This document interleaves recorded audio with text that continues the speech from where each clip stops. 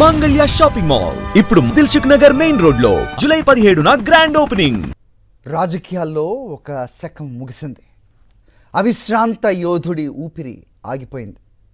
కాపు ఉద్యమ నేత మాజీ మంత్రి ముద్రగడ పద్మనాభం తుది శ్వాస విడిచారు.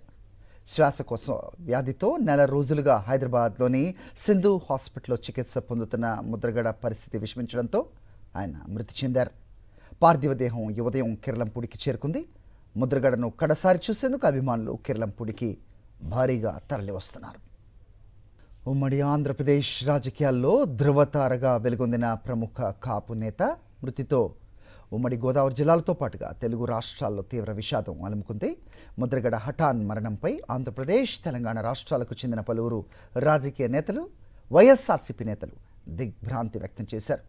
కాపు సామాజిక వర్గానికి, ఏపీ రాజకీయాలకు ఆయన చేసిన సేవలను స్మరిస్తూ ఆయన కుటుంబ సభ్యులకు ప్రగాఢ సానుభూతి తెలిపారు. ఇవాళ ముద్రగడ పార్థివ దేహానికి వైఎస్ జగన్ నివాళులర్పించనున్నారు. తండ్రిని చూసేందుకు కిర్లంపూడి వచ్చిన ముద్రగడ కుమార్తె క్రాంతిని ముద్రగడ అనుచరులు, అభిమానులు అడ్డుకున్నారు. ముద్రగడ పార్థివ దేహం దగ్గరకు రానివ్వలేదు. ఆమె వెళ్ళిపోవాలంటూ ముద్రగడ అనుచరులు నినాదాలు చేశారు. క్రాంతిని బయటకు పంపేయాలని అక్కడ ఉన్నవారిని కోరారు ముద్రగడ భార్య.